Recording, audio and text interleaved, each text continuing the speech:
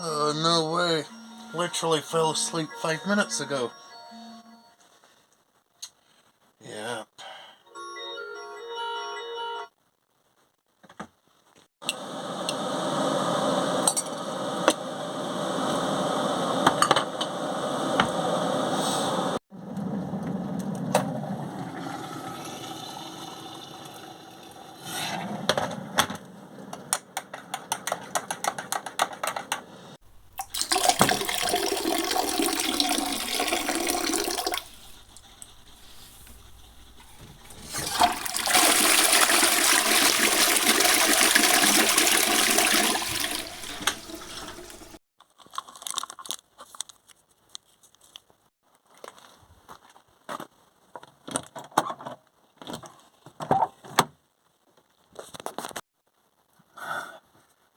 I thought I'd do a little intro today. That's what some people do, isn't it? Something that's maybe not even related to the car they're working on. It's just for fun, though. I didn't really take a pee in the toilet. It was just the sound effect. Anyway, what today's video is about, somebody asked me, I did a video a while back, 3 months after working for myself as a mobile mechanic. Now, I meant to do one in 6 months and 12 months to see,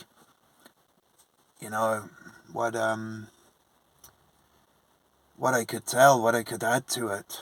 Now, there's not much really that I can, but I've been over 2 years now, mobile mechanics.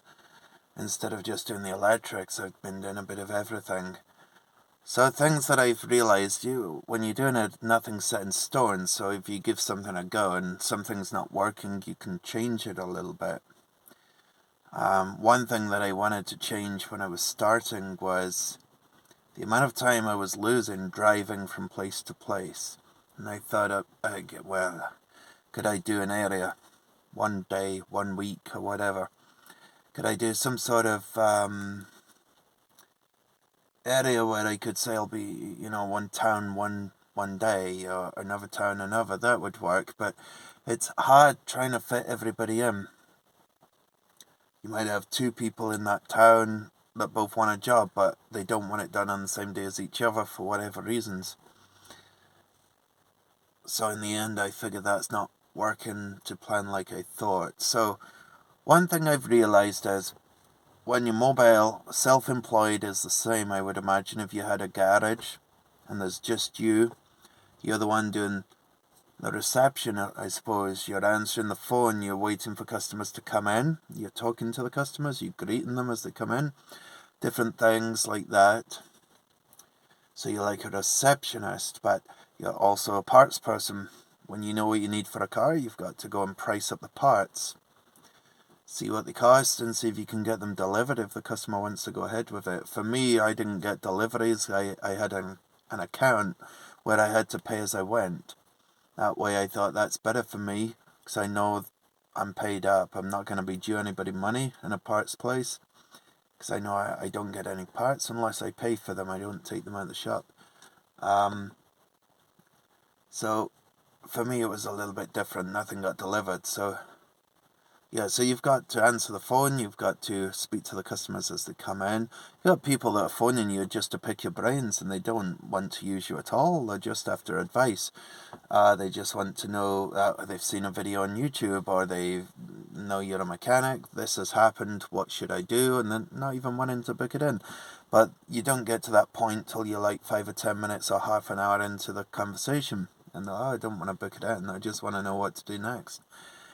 So you do lose a lot of time doing that. You've also got to write the invoices. And this is obvious. You know you're going to have to do all this when you start. You don't need me to tell you this. But my point being, if you're doing almost 2 jobs, so let's say, for just as an example, you do an 8-hour day, right? 4 hours as a mechanic, 4 hours as a receptionist and parts person. Now I find as a mechanic you're going to lose a bit more time because you're driving, especially if it's a tourist destination place in the summer. You don't know how long it's going to take to get somewhere.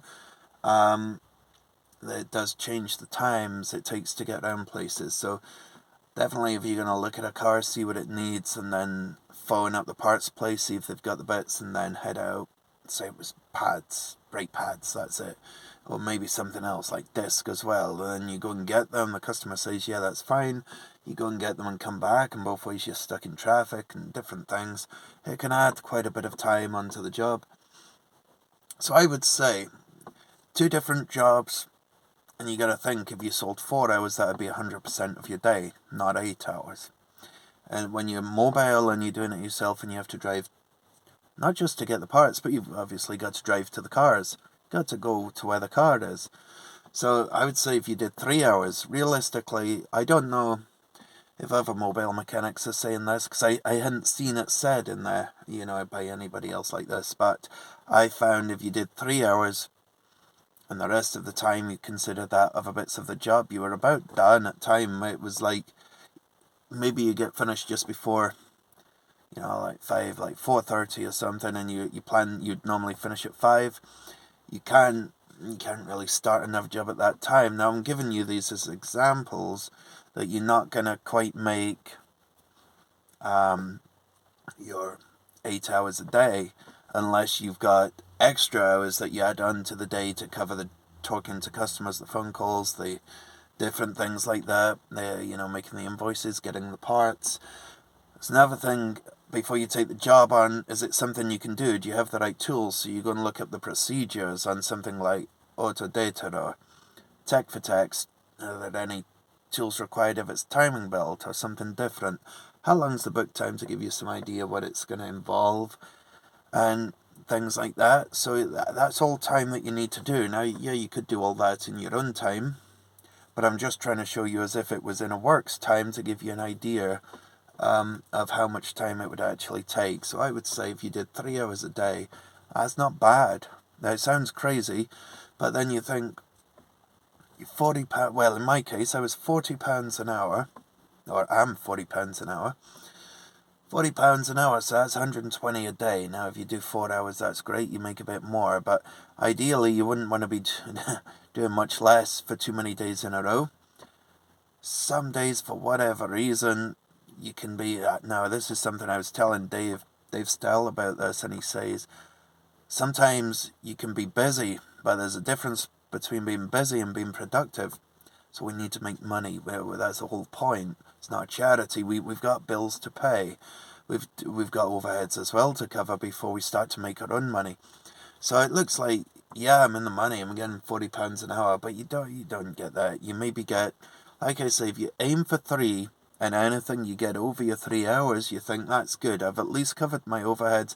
I can pay myself roughly what somebody else might pay me for doing a similar job if I was in a garage all day for 8 hours. It works out about that way, if you get £100 a day for yourself, it's kind of what somebody else would pay you. So, we're looking at 120 a day if possible, maybe more some days, but some days are going to be less. It's just the way it goes. What else was I thinking of saying about that? I haven't got this wrote down or anything. I was just kind of thinking about things as I go. My mind wanders, if somebody's walking past the van, then what the hell was I saying? I get easily distracted sometimes. So anyway, that's my point. The hours, 8 hours a day isn't going to do it, but we've also got the other thing to look at. Probably got 80 to 20% of something. So one day, I found, would cover my trade insurance. One day we've got 120. So let's say we've got £120, 3 hours, but you've worked for 8 hours. You've sold 3 hours and you got paid for 3 hours, 5 days a week. One of those days is going to cover trade insurance that you need, and that's your liability cover as well. You get them as a package deal when you go. I've been using Ace Insurance, if anybody's wondering who I use. And it's for mobile mechanics, and you get, they just tell you what the package is with your liability covered and legal aid if you need it. So that's about 1,000, I think, just under 1,000 a year in my case. And might be different in your area, but that's for me. I'm 47 and I'm in Cornwall, so different ages, different areas may be different. The other thing is, You've got tech for text. That's where I get wiring diagrams, repair times, all that sort of stuff, procedures, technical bulletins, common faults, and stuff like that's on there. What else do we get? The auto data. That's another one that's similar. It's probably more famous because it's been going for longer, and that's one that I got as well, when I found on some occasions tech for text isn't going to tell me what I want to know. So by having auto data, I sometimes get the answer to what I don't know. The other thing I like about auto data is it shows you, if you're looking at electrics, if you're doing not just wiring diagrams but pin data, you could know what voltage each wire on a sensor is supposed to have on the wires, and not just know where the wire goes to, because you don't know what voltage you should be looking for. So yeah, knowing what you should have at each pin is useful as well as knowing where the wire goes. So that's one of the features I like about that I like about Autodata. But the thing is, it costs quite a bit more. So I did think maybe I'll drop tech for text, and then realize that I can't do that because there's things Autodata doesn't have that tech for text does. So I kept them both. But that was one idea of, after doing this for a few years, I just kept them both going, and it helps me. So if I do get a wiring job or a repair job, it's more likely I'm going to find the answers that I need between the two of them. But I can't keep adding to it and having more and more of these things, because I found that was enough to spend.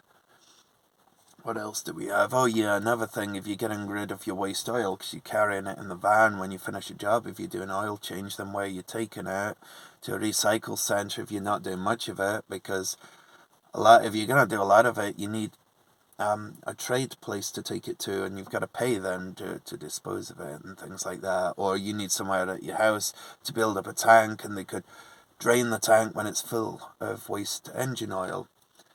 Scrap parts, who's going to collect them? And when you're on your own, these are all things you do in your own time as well. Or not in your own time, you could be in business time, but it's lost time, it's non-profitable time, but it has to be done. What else do we have? You've obviously got to maintain your own van like you would do your own car to go to work if you were going to work for somebody else. So these are all things that you need to do.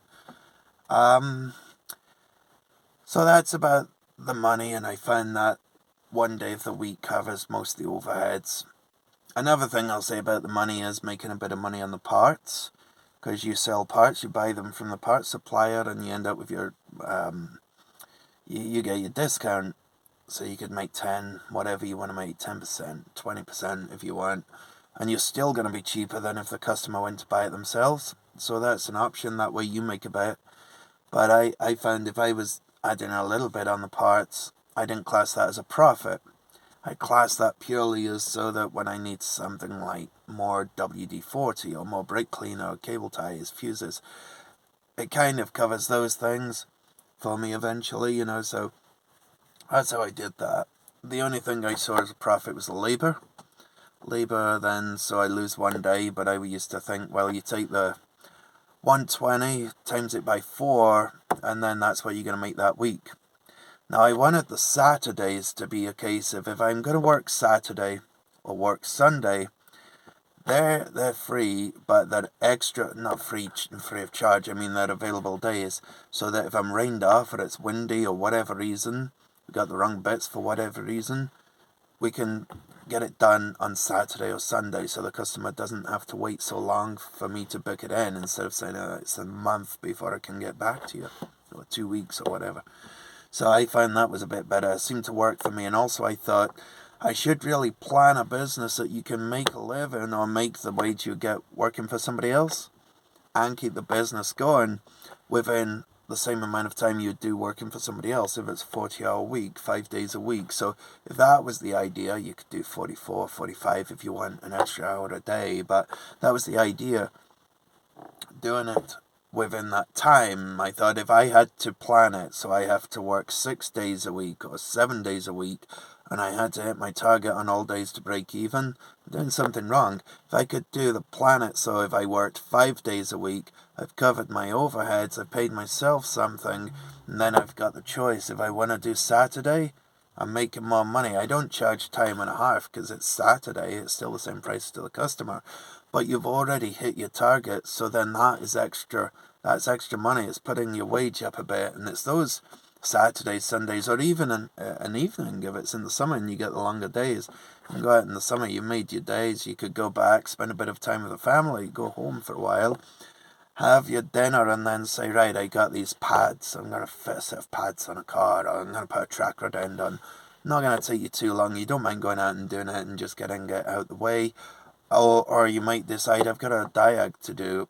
I don't know what it is, but at least I can go out there knowing I've not got another job to go to after that. So I can spend a bit of time without thinking, I need to get going soon because there's other customers waiting for me, That's the idea with that. So what I found, is somebody asking me for an update, and that was what I thought. Maybe I've tweaked it a bit and managed to get things in. The other thing is getting the area that I work in closer and closer. So it's one town. In my case, it was St. Austell and the towns around it.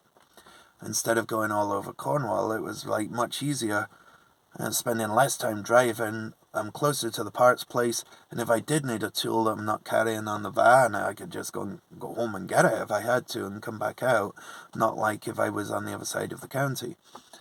So there's a few things that over time, as your reputation, as that improves, you can get closer and closer to your house.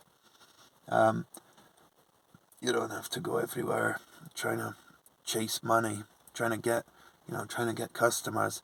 You do to start off with. You've got to put that effort in to begin with. Once you get going, you don't need to do that. And it made me think if I was going to get a garage ever, I'd maybe put it in that area now in St. Austell because that's where I'm working. But then you got more overheads and you have to earn more. You got to think, is there a trade-off from working in a place and getting the parts delivered? Is that going to save me time and get me more hours that I can sell a day, and I'm not driving all over the place, I just drive to work and I stay there? Is that going to give me enough extra hours in the day? So you're still doing two people's jobs, remember, like I was saying at the beginning.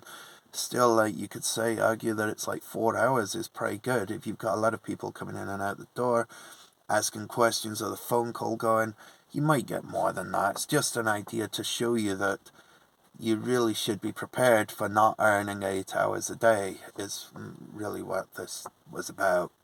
And that's one thing, and if it's going to work, and that's why I thought the £40 seemed to work, and it was going to pay me, so I could pay myself, whatever garage is in the area were going to pay me. Now it could be you put it up to 50, or you do a call-out fee. Now I found people don't like call-out fees. I know they say it's part of the job and you should do it, but speaking to customers, yeah, they might pay it, but I think they would sooner use a mechanic that's not charging it. And if they need the car done in a hurry, maybe they would call you again for another visit. Knowing you've got a call-out fee, they're going to call the other mechanic first that doesn't. So I would say what I found is putting your hourly rate up about £5 an hour more and scrapping the call-out fee would keep customers far happier, and they know where they're at. You just say, no, I'm this much an hour, 40, 45, £50 an hour, whatever you want to be, and that's what it is, no call-out fee. It's a bit of a selling thing as well. You say, I don't have a call-out fee, I just charge for the time that I'm on your car. And it sounds a bit better, and they think, well, that's your fee, and you were on the car that amount of time, so I'm happy to pay. So, yeah, I think that's one thing that I could update with the way that I changed how I do things. I still do some things and I don't charge as much as I should. I sometimes think, that's a lot. Just doesn't sound right charging that much. And I know that's no way to run a business. But it's like, I just try to help people out.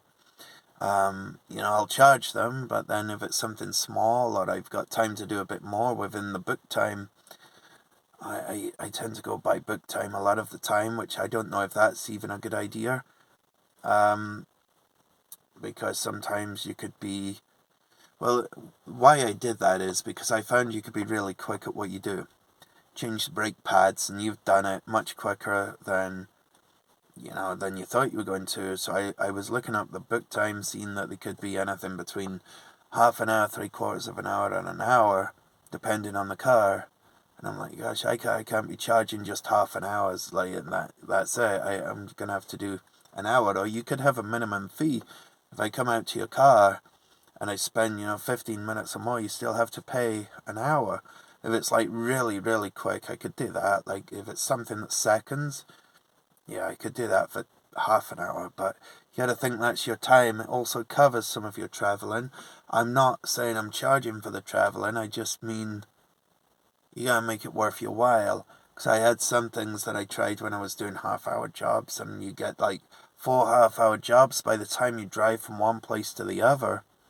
It's 80 quid, and you could be all day with the time between them, and then figuring out what parts you need, and yeah, just trying to get used to things like that. So one thing is, as well, don't overbook it so that you've got to phone everyone and say you can't get to them. I had an injury recently and I had to tell people I couldn't get to them. Nobody was worried about the delay in the car. They said they might have to go somewhere else, and I get that. But in my case, they were just concerned about me. So I found most customers are good, and most of them would be really upset if they thought they would lose you as a mechanic. They really like you, they trust you, they get to know you. Most of my customers, I would say, are women. Most of the customers, I don't know why, because they may feel they could trust me, and I'm not ripping them off, and I'm happy to show them what I've done to the car. But it's the same for anybody. You're going to get good customers and bad customers. And you see, if you get a few good customers in a day, you think, yeah, I'm living the dream, especially on a nice sunny day, no wind's blowing your boxes that the parts come in down the street and stuff like that. There's no wind and the sun's out, and you think, this is good. People are happy, they've all really been pleased with what I've done, even given me a tip. And you go away and you think, I'm really glad I do this. And then you get those days where you get some people, it doesn't matter what you do for them. You could ask if it was okay to squeeze them in and make one of your customers that were booked in already and say, can I come to you a little bit later on? There's an emergency happens, somebody, you've never seen this other person before, but you squeeze them in, could be raining, could be anything, you really get the car going, and doesn't matter what you do, they're not going to be happy. They're just, some people are like that. You're never going to be able to please them, and yeah, I try not to waste energy and time on these people. I try and get a gut feeling is quite a good thing. Your gut feeling, it's usually right. So it's customers like that you shouldn't work for, and you think, oh, I'll do it. I kind of need the money now. It's booked in for one of the jobs in the week. I'll just do it because I kind of expected that as a job, so I know what I am with my money. But you end up thinking, why did I bother? Oh God.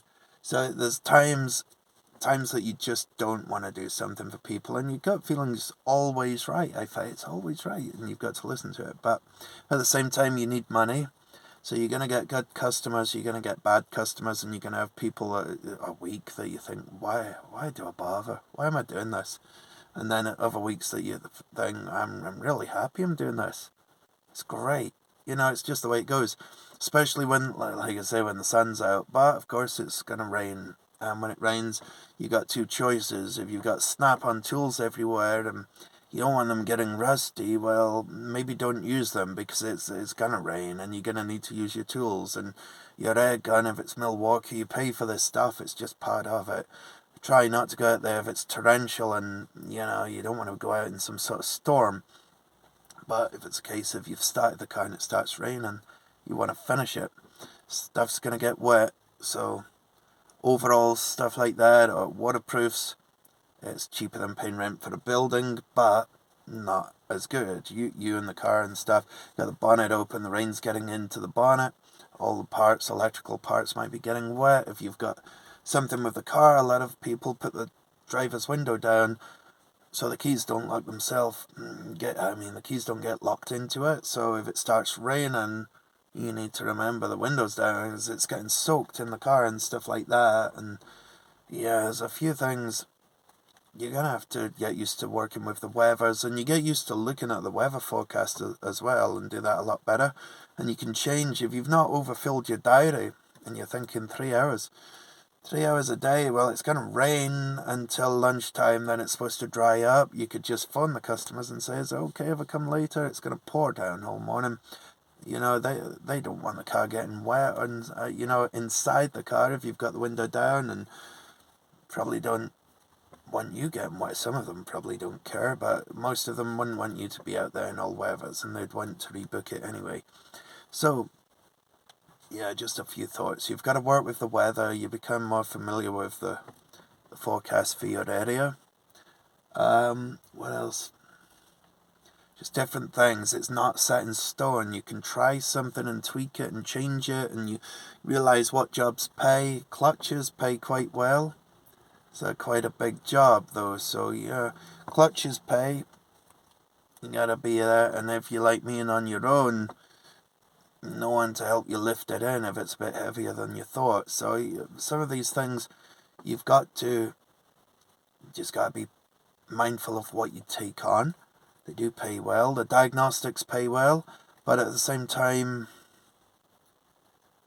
you have to spend a lot of gear, a lot on gear to do it. There's a lot of tools you need, a lot of different scan tools. One scan tool's not good on all cars, in the same way one wiring diagram from one company is going to do, that company is not going to be good on all cars. Some cars you go to another like Tech for Tex or Autodata. It's the same with scan tools. They've got Snap on Autel and Launch, and I'll use them all, depending which one's going to be useful. And there's only so much you can carry in your van. Another thing I've noticed is when I had a larger van than this one, is you don't always get to park it anywhere near where you're working because it's too big to fit into any parking spaces you see near the car that you're working on. Not everybody has a drive. Some cars you're working on the street and there's just a whole load of cars parked down the street, or it's a car park with cars in it, private car park for residents of wherever they are, or outside somebody's work and they've got permission for you to go there and work on the car. These things, you don't have much room sometimes in these sort of car parks, and the car next to you, well, I can get it. They don't want you working on a car, swinging hammers, and taking a car to pieces next to theirs. Well, you might damage it. You might scratch their car accidentally, when they're that close. A lot of car parking spaces are really tight. So you can say to people, do you have somewhere that I could work? A friend's place that, that's got a suitable drive or something. And their idea of a drive might be different to yours. Their idea of a drive, it can be a slope like that. And you're like, yeah, it's quite a hilly place where I am, so you do get used to working not on a flat surface. Otherwise you do nothing at all if you're really fussy about where you work. But you have to make sure that you've chocked the wheels really well, and different things that you do. I wouldn't lift the car totally up. Sometimes I just do one wheel at a time if I'm doing something that's brakes on the car. I don't want to lift it up if it's going to start to roll, and you have to change what you're doing a bit for the area you're in, the geology of the area, I suppose. And you get streets with not one drive on the street, and all the cars are queuing up, and you're trying to find somewhere to work. That's something. You might not get parked, and you find a space, and then a neighbour complains that that's where I want to park. It's crazy, but this stuff's going to happen. So it's like, there's times when I think I could do with somewhere to work from at home as well. I do have places where I live, but they're not all my spaces. I'm just lucky that no one else, for a long time in these flats where I live, nobody else had a car, which meant it was great, because I would usually find somewhere if I wanted to bring a car back here, if it was going to take a bit longer and I was going to have stuff laid out around the car, taking stuff off it, like a clutch or, I don't know, even a cylinder head. But then I decided they're taking too long. It's one of those things, if I can't finish a job in a day, if I can't do it in a day, I don't really want to leave a car up on axle stands overnight and bits everywhere, even if it's on someone else's drive, and even if it's at my place, because it's not private. It's private parking for the people that live there, but anybody could walk around it, so it's not ideal either. So really, getting somewhere that's yours, that's fenced off, or gates. Nobody should be in there. That would be the best way to do that. And some sort of cover like a carport or a garage would be even better. But if you don't have that, you don't have it. And then the other thing is, we get all these tools that we need, like different things, timing tools and hub pullers, a press, even a little press for doing wheel bearings, and all these different things. Where you're going to store them. You don't need to take them everywhere you go and put them all in the van. Take them everywhere you go, because all you're going to do is make your van heavier. It's going to use more fuel, and you're tying up space in your van. Makes it harder for you to find what it is you need to find. So I have kind of the basics on the van, and if I know I'm not doing a clutch, then I don't need to carry certain tools. If I'm knowing, whatever it is, timing belt tools or spring compressors, I wouldn't be carrying them if I'm not doing that job. So then you need to have a shed to put all these tools in, and they mount up and up and up, and you end up filling the shed and need some more room. You've got bits lying about the house, and obviously you need to keep your accounts, and at the end of the tax year, I've had a couple of them now where you have to fill in your tax. That's pretty easy to do, especially for Meeks. My wife does it for me, and it's done online, quite easy. Didn't need an accountant. We just had a note of all our receipts. I wanted it to be legit, though. I gotta see if it's viable to run a business, and I've got to see where I can improve, because after my full year that I did, and I was going out at all times doing jobs, and when we took off, the parts I spent on cars was like 45,000. I did some training courses. There was a few £1,000 there, plus the hotels. You've got the other things, like I say, Autodata, Tech for Techs. It all amounted to something. And then when I looked at what I was actually left with, it was £15,000. And I was like, that's not good. Working up to 7 hours a week in all times, all weathers. Yeah, I didn't need the training. Well, I don't mean I didn't need the training. I mean, if I hadn't have done the training, I would have made more money, is what I'm saying, because I wouldn't have been away. Because I was away, I wasn't able to make money, and also whilst I was there, it was costing me money. So I know that they argue that it earns you money because you learn, but the fact is, when you're on your own, you've not got somebody back at the workplace earning money for you. You have to decide, if I'm away for a week, that's a week without money.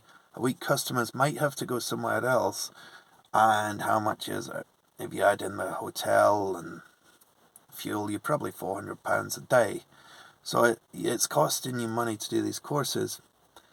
And then at the end of the year, when you look at what you've earned, the plus side of it is that all your tools, everything like that, they're also expenses. And like I say, you keep buying tools until you get to the point you're like, I've got no more room to keep putting tools, timing belt tool, because somebody wants a timing belt, and it's a tool that I didn't have before for this particular engine on their particular car. And it's like, what do? Do you just keep adding to it? And where are you going to store all this stuff?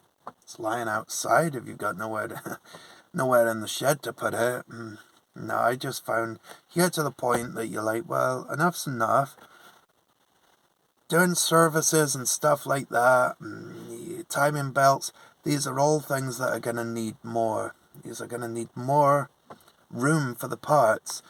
So I would say stick with one thing, whatever you're doing. Don't try and do every part of the car. Don't offer everything from diagnostic, air conditioning, wheel alignment, all these things that you could do. Don't try and offer them all, because you haven't got room to put all the bits anywhere unless you've got a really big shed. If you have got that at home, that's great, or somewhere to work at your house if it's raining, that's brilliant. That's really going to change being a mobile mechanic. It means, okay, I was coming to your house today, it's pouring down out there, I don't have to cancel it. What I'll do, I'll just collect the car, take it back to mine. When I'm finished, I'll drop it off. It'll still be the same price, just means that you get it done today instead of rebooking it. So if you were in that fortunate situation that I'm not, that would be great. That would be a game changer. Otherwise, you just work with the weather and get on with it. There may be a few other things that I've not really thought about right now. And if there is, I'll do an update. But if you are thinking of being self-employed, mobile mechanic, yeah, I'd say do it. Definitely. There's no, I enjoy it. There's, like I say, you're going to get those customers that you don't like, and it's going to happen. But most of the time, you don't. Most people I find are decent people, and you're glad that you can help them, and you're doing what you enjoy doing. It's like when you chose to be a mechanic in the first place, or when I chose to be. I enjoyed it. I didn't know anything about cars. I just wanted to be a mechanic. And it goes back to that, the feeling of, yeah, I'm really glad I do this, because I was starting to lose that when I was working for somebody else. But anyway, hope this is helpful. I had a couple of people asking in my last video, 3 months after starting being a mobile mechanic, could I update it? And I thought, yeah, I'll do it at 6 months. And then I didn't. The time just flies by, and here we are, just over 2 years, and I'm still here. And I would say that's stuff that I could think of for now. There's probably other things, and I could have maybe wrote it down and shown you. But I was just using a bit, now that I can talk a bit from experience, rather than just the excitement of something that's new that I don't really know what I'm talking about, because it's all new to me. Not the mechanics, but the business side of it. Like that, I could add a little bit more on, put a bit more input in. Especially if you're in the UK, you might find it more similar to what sort of fees and prices and charging that you'll do. Definitely don't try and do everything, and just stick with one thing. I did try to do the electrics, the diagnostic only. It wasn't enough work, and someone was like, could you do disc and pads? And I had to do that, and that led to doing services, repairs, springs, and so basically I just did repairs, servicing, and diag work if I could get it. So, what else worked? Oh, the local paper, St. Austell Traders, a little paper, that worked well for me for advertising them. That was a great one. The putting updates, I don't advertise on Facebook. I did when I started, and that's what really worked well for me when I started, but I found I've got enough work now. I don't need to advertise because I can't even fit all the customers in. I have to tell, sorry, I can't help you just now. When I first started, I used to be worrying about that, saying stuff like, oh, let me see in the diary, and it's like a paper diary, and flicking through, oh, maybe if that goes to plan, and I'm thinking to myself, if I get that one done, and then the next one, yeah, I might fit you in then at the end of the day, and then I'd say, yeah, I think tomorrow, yeah, I should be able to get to you then, and I'm doing all this talking out loud, and it was like, maybe not so professional, but then that's if everything goes to plan, you might be able to get them, but you've just told them you're going to get to them. So the other thing I found is, instead of letting people down, just say, nah, what I'll do, I'll get through the work and phone you. If you've had it fixed, you've had it fixed. Otherwise, I'll let you know when I'm available. And most people actually phone you back and say, yeah, I can't find anyone else any quicker anyway, so can I just book it in? But yeah, try not to let people down. And I'll chat to you again sometime about this. If you're thinking of doing it, definitely go for it. And thanks for watching.